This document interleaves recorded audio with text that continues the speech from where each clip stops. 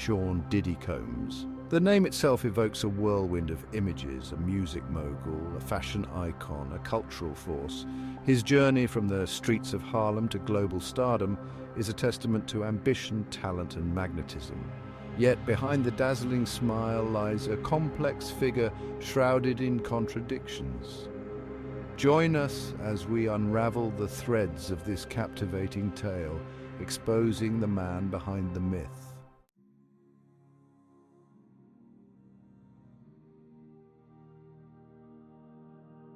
Sean John Combs' story begins amidst the gritty streets of Harlem, New York. Born in 1969, his early life was marked by hardship and an undeniable entrepreneurial spirit. Despite challenges, a young Sean displayed an innate hustle, delivering newspapers and starting his own car washing business. This drive led him to Howard University, where he earned the nickname Puff for his energetic personality. He dropped out to pursue an internship at Uptown Records, a move that changed his life. His rise at Uptown was meteoric, signing and nurturing artists like Jodeci and Mary J. Blige.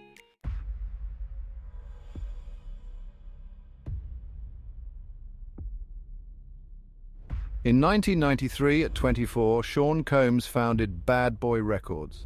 Bad Boy quickly became synonymous with East Coast hip-hop, launching careers of icons like the notorious Big Success followed, transforming Combs into a global brand. Yet, whispers of a darker side began to surface, rumors of ruthlessness and a volatile temper. Incidents like the 1999 nightclub shooting involving Combs cast a long shadow over his image. The darkness, like a persistent shadow, would not be easily dismissed.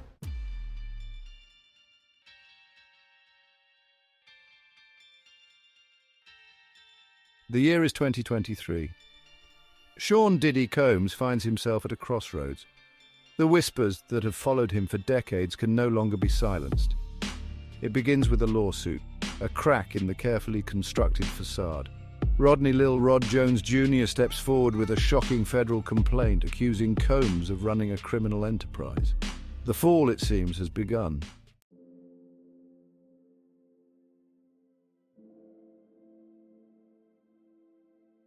The year is 1993. Sean Combs, armed with a $1 million investment from Arista Records, launches Bad Boy Entertainment. Bad Boy was about more than just music. It was an attitude, a lifestyle. Combs, now Puff Daddy, understood the power of image, crafting a narrative that resonated with a generation. A cultural revolution was brewing, and Sean Puff Daddy Combs was holding the microphone.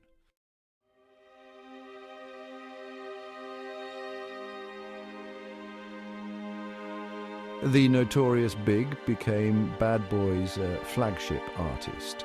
His debut album, Ready to Die, was a critical and commercial triumph. Combs' ear for talent was undeniable, surrounding himself with a tight-knit circle of artists.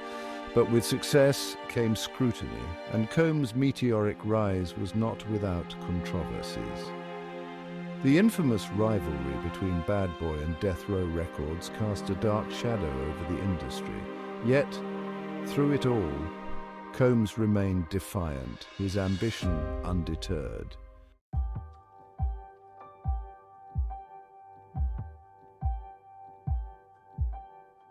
The death of Biggie Smalls in 1997 was a turning point for Sean Combs.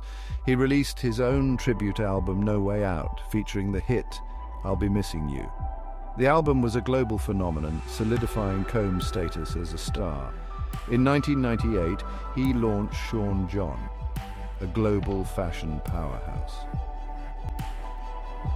Combs embraced the moniker Diddy, stepping into a new era of sophistication and influence. But beneath the veneer of success, a darkness lingered.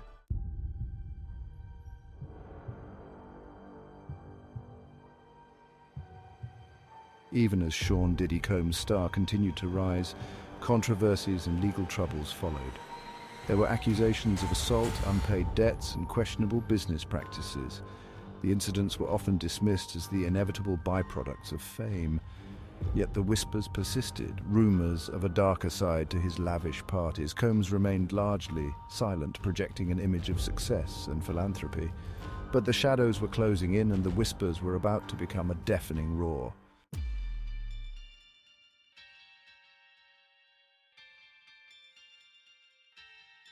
Rodney Lil Rod Jones Jr. was an ambitious young man, eager to make his mark in hip-hop.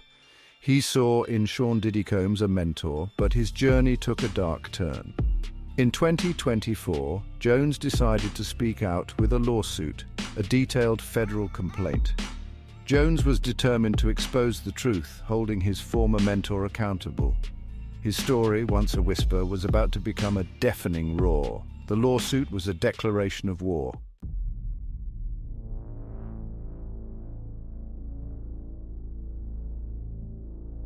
The allegations in Jones's lawsuit were explosive. He accused Sean Combs of running Bad Boy Records as a criminal enterprise, drug trafficking, money laundering, sexual assault, racketeering. The charges read like organized crime. Jones alleged a culture of fear and intimidation, where loyalty was demanded and silence enforced. The lawsuit threatened to unravel the carefully constructed narrative of Sean Combs' life.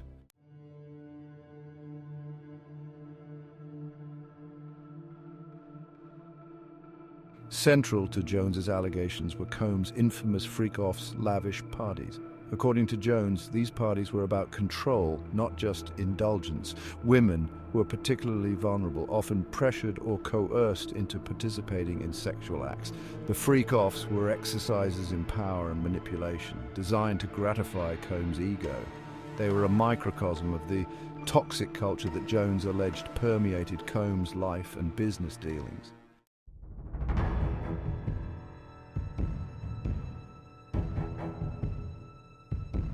The fallout from Jones's lawsuit was immediate and far-reaching. News outlets around the world pounced on the story. The allegations against Sean Combs too salacious, too explosive to ignore. The carefully constructed facade of the hip-hop mogul, the philanthropist, the self-made billionaire began to crumble. Brands that had once clamored to align themselves with Combs' image, sensing a potential public relations nightmare, began to distance themselves. Endorsement deals were quietly cancelled, sponsorship agreements put on hold. Ciroc Vodka, the brand most closely associated with Combs' name, saw its sales plummet as consumers grappled with the disturbing allegations. Combs' carefully cultivated image, the product of years of strategic branding and media manipulation, was rapidly unraveling. The lawsuit, once dismissed by some as the desperate act of a disgruntled former employee, had struck a nerve, exposing the fragility of a reputation built on a foundation of carefully curated narratives and strategically placed smoke and mirrors. The legal battle was just beginning, but the damage, it seemed, had already been done. The world was watching, waiting to see whether Sean Diddy Combs, the man who had seemingly defied gravity for so long, would finally be forced to confront the consequences of his alleged actions.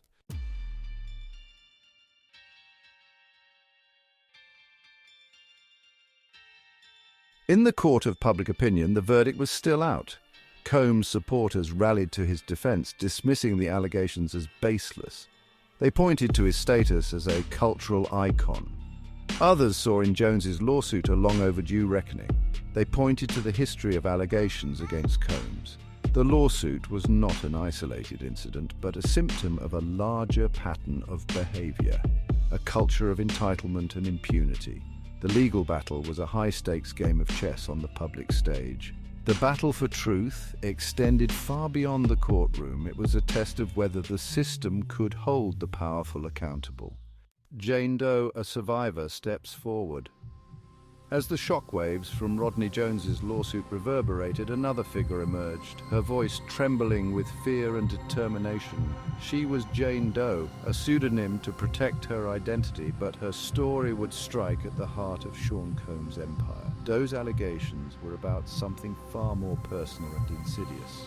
She accused Combs of sexual assault, a predatory pattern that left her emotionally scarred. Hers was a story of power, manipulation, and abuse of trust.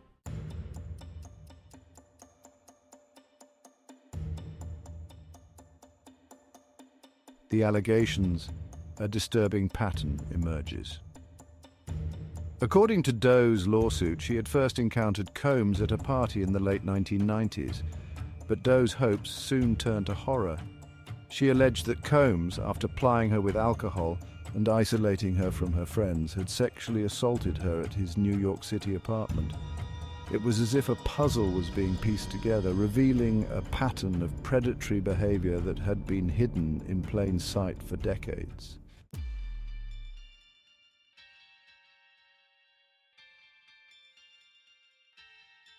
The power of silence, fear and intimidation in Combs' circle. Doe's lawsuit shed light on the culture of silence in Sean Combs' inner circle. She feared for her safety and career if she crossed Combs.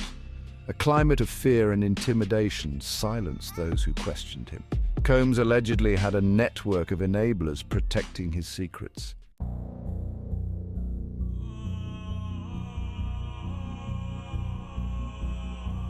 Unmasking the predator, the price of fame and complicity. The allegations against Sean Combs were now impossible to ignore. Lawsuits and evidence shattered his image, revealing a sinister reality, once a visionary, now exposed as an alleged predator, using fame to exploit and abuse. The music industry must confront its complicity. The price of fame was about to be paid. Combs' empire teetered on the brink of collapse. A reckoning for the music industry, the fight for justice. The legal battles against Sean Combs were far from over. His attorneys fought to protect his reputation, but the damage was done. Accusations poured forth. The industry faced a reckoning. The consequences were far-reaching. The fight for justice extended beyond the courtroom. It demanded accountability and transparency. It was a fight for the silenced voices. The world was watching. The outcome would shape the industry's future.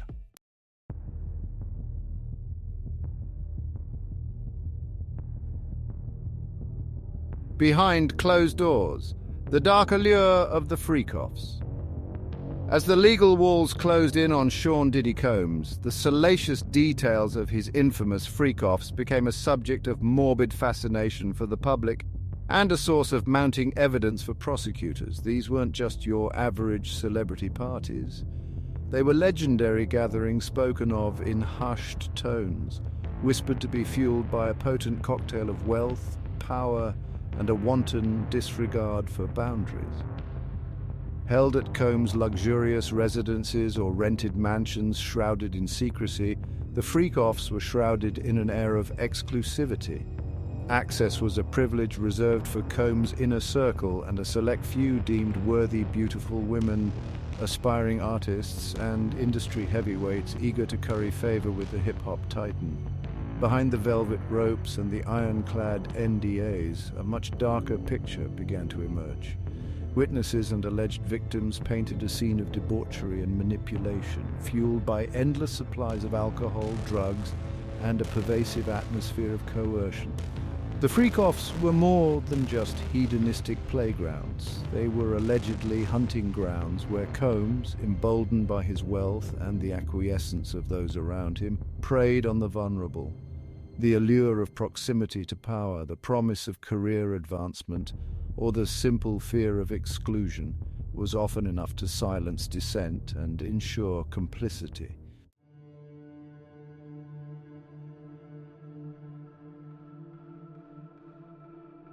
Section 2 whispers of the occult symbolism and ritual in Combs' inner circle.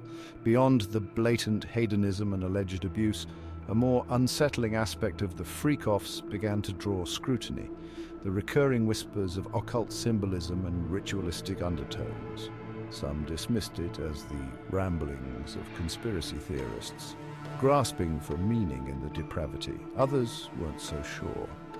Former attendees and insiders spoke of strange rituals, coded language, and an obsession with symbolism that belied the seemingly chaotic nature of the parties. There were rumors of specific room layouts, color schemes, and even the positioning of guests that hinted at a deeper, more calculated purpose behind the revelry. Experts in occult symbolism brought in to analyze the evidence pointed to potential links between the imagery and practices described and ancient rituals involving power dynamics, dominance and submission. The freak-offs, they suggested, might have been more than just parties. They could have been carefully orchestrated performances designed to reinforce Combs' perceived power and control over his guests. Whether these whispers of occult influence were rooted in reality or simply a product of overactive imaginations fueled by the scandal remained a point of contention. However, the mere suggestion added another layer of unease to an already disturbing narrative, casting Sean Combs in an even more sinister light.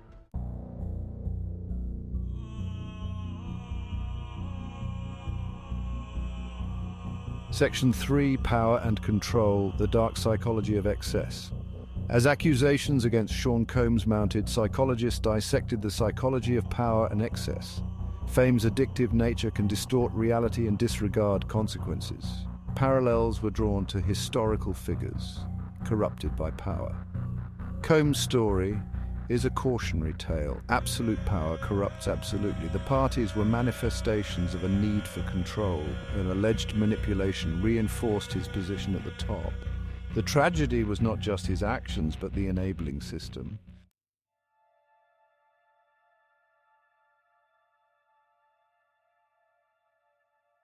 Section 4, Unanswered Questions, the Search for Meaning in the Chaos. As the investigation into Sean Combs' alleged crimes continued, a sense of unease settled over the entertainment industry and the public at large. The accusations were no longer just whispers. They were a deafening roar impossible to ignore. The world watched as the legal process slowly unfolded, each new revelation adding to the growing mountain of evidence against the once untouchable hip-hop mogul. But amidst the legal battles and the media frenzy, a profound question lingered. What did it all mean? Was this simply a case of one man's downfall, a cautionary tale of fame and fortune gone wrong? Or did it speak to a larger sickness, a rot at the core of an industry built on exploitation and fueled by an insatiable hunger for more? The answer perhaps lay somewhere in between. Sean Combs' story was undoubtedly his own, shaped by his choices, his experiences, and his demons. But it also reflected the dark underbelly of a culture that often celebrated wealth and power above all else, a culture that had in many ways enabled his alleged behavior. The world waited for the courts to decide Combs' fate, to determine his guilt or innocence. But regardless of the verdict, his legacy was forever tarnished. A cautionary tale etched in the annals of music history, a reminder that even the brightest stars can harbor the darkest secrets. And as the dust settled, the search for meaning in the chaos continued. A sobering reminder that the price of fame and fortune could be far higher than anyone imagined.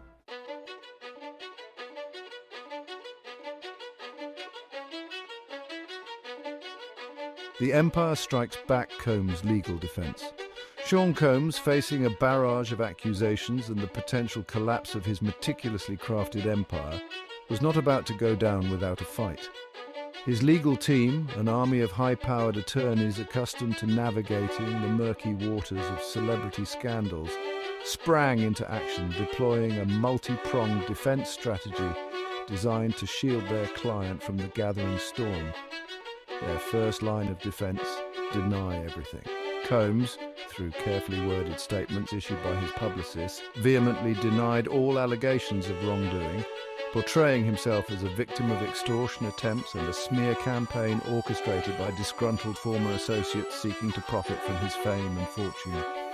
Press conferences were held, interviews were meticulously stage-managed, and social media was flooded with messages of support from loyal fans and industry heavyweights, all echoing the narrative of a self-made icon unjustly targeted by opportunists.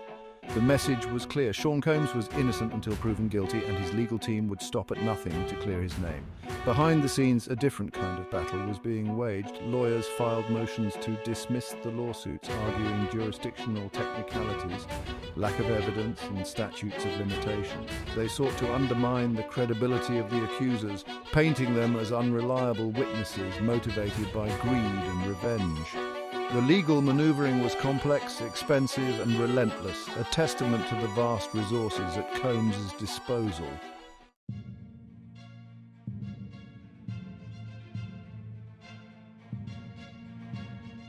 A high-stakes game, strategies and denial. The legal strategy employed by Combs' team was as much about public perception as it was about legal maneuvering. They understood that in the is often reality. Their goal was to sow that cast their client as a victim rather than a perpetrator. They seized on inconsistencies in witness testimonies, highlighting discrepancies in timelines and details, however minor, to paint a picture of a coordinated attack orchestrated by individuals with questionable motives. They leaked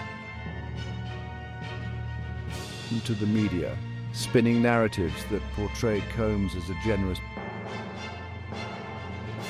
his good deeds twisted into weapons against him.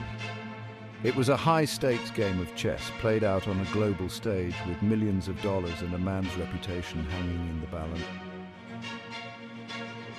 Of their craft understood the power of perception, the malleability of truth, and the influence of wealth and celebrity in shaping public opinion. Their strategy, while ethically questionable to some, was undeniably effective. As the legal battles dragged on, the public's attention began to wane, giving way to a sense of fatigue and confusion. In the absence, Combs' team was content to chip away at the credibility of the accusations, hoping that time and their relentless efforts would ultimately erode the foundation of the case against their client.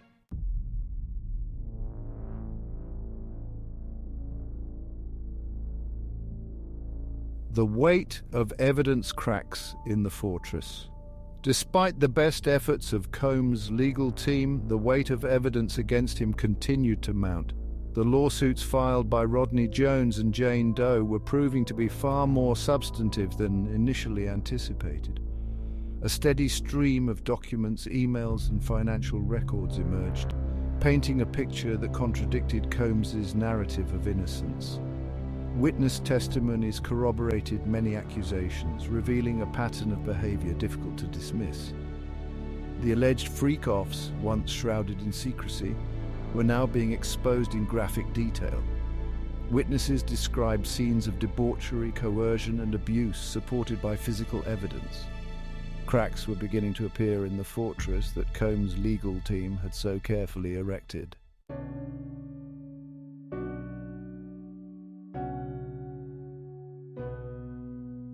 Section 4, Collateral Damage, the human cost of Combs' downfall. While the legal battle raged on, the human cost of Sean Combs' alleged actions was becoming increasingly apparent. Beyond the courtroom drama and the media frenzy lay a trail of shattered lives, broken dreams, and enduring trauma. The alleged victims, once drawn to Combs' charisma and seduced by the allure of fame and fortune, were now grappling with the devastating consequences of his alleged abuse. Rodney Jones, the once aspiring record producer who had dared to challenge his former mentor, found himself ostracized by the industry he loved. Blacklisted and discredited, he struggled to rebuild his career, his reputation tarnished by his association with Combs and the stigma of speaking out against a powerful figure. Jane Doe, her identity still shielded from the public eye, lived with the emotional scars of her alleged assault. Haunted by the memory of that night and the years of silence that followed, she sought solace in therapy, grappling with the trauma inflicted upon her by a man who had exploited her trust and her vulnerability. The ripple effects of Combs' alleged actions extended far beyond the individuals directly involved in the lawsuits. Families were torn apart, friendships were shattered, and a once vibrant community of artists and creatives found themselves grappling with a sense of betrayal, disillusionment, and a profound loss of innocence.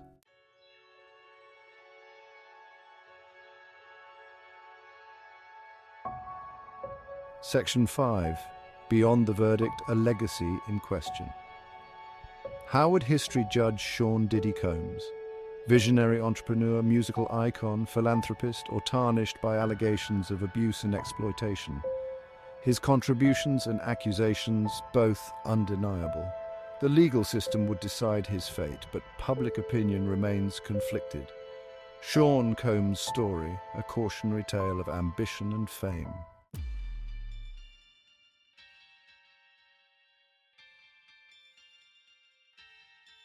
The year is 2024. Sean Diddy Combs, the once untouchable titan of hip-hop, finds himself backed into a corner, the walls of his meticulously crafted empire closing in around him. The legal battles, once a distant rumble, have escalated into a full-blown courtroom drama, the evidence against him mounting with each passing day. The courtroom becomes a crucible, a place where power and wealth are pitted against truth and justice. Combs' legal team, a formidable force armed with vast resources and an arsenal of legal maneuvers, fights tooth and nail to dismantle the accusations, to discredit the witnesses, and to protect their client from the consequences of his alleged actions. The prosecution, however, presents a compelling case. The testimonies of alleged victims, once dismissed as the fabrications of disgruntled opportunists, ring with an unsettling authenticity.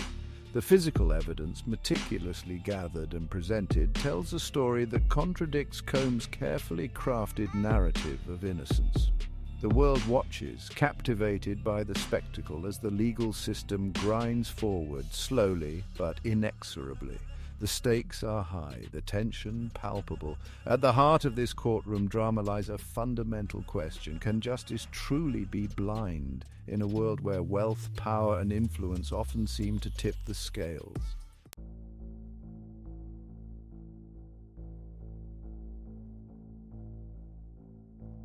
As the legal battles rage on, Sean Combs' once glittering empire begins to crumble. The brands that once clamored to align themselves with his name, sensing the winds of change and fearing the stench of scandal, quietly distance themselves. Endorsement deals evaporate, sponsorship agreements are terminated, and the financial foundations of his empire begin to tremble. The man who once seemed invincible, who had built a billion-dollar empire on a foundation of ambition, talent, and an uncanny ability to manipulate the levers of fame, is now confronted with the fragility of his own creation. The crown of hip-hop royalty, once worn with such swagger and bravado, now feels heavy, a symbol not of triumph but of the corrosive nature of unchecked power. The lawsuit, it seems, has peeled back the layers of carefully constructed persona, revealing a far more complex and troubling figure. The world is forced to confront the possibility that the man they knew as Diddy, the charismatic rapper, the savvy businessman, the philanthropist, was in fact a facade, a carefully constructed illusion designed to conceal a darker truth. The price of unchecked ambition, it turns out, is steep indeed. For Sean Combs, it is a reckoning with his past, a confrontation with the consequences of his alleged actions, and a stark reminder that even the most carefully constructed empires can crumble under the weight of their own hubris.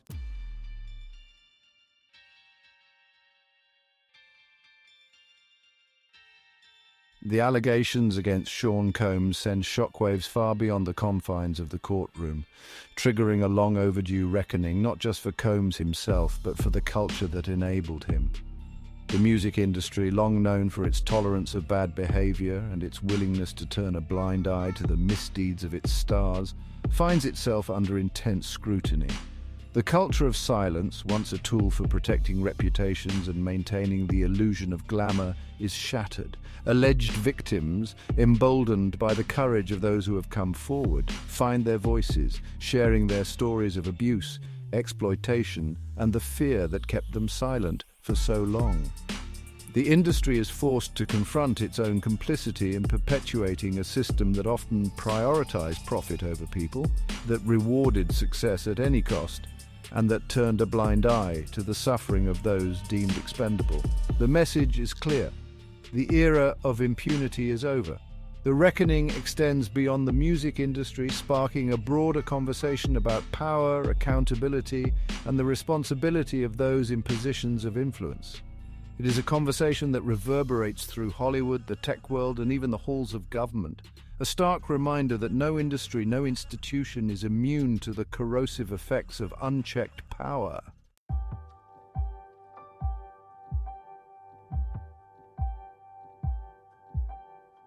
The legal fate of Sean Diddy Combs hangs in the balance, his future uncertain. A new era of accountability is dawning, fueled by the courage of survivors and investigative journalists. Social media now amplifies the voices of the marginalized and holds the powerful accountable. The #MeToo movement has shifted the landscape, empowering survivors to speak their truth. The world is watching, and the demand for justice will not be silenced.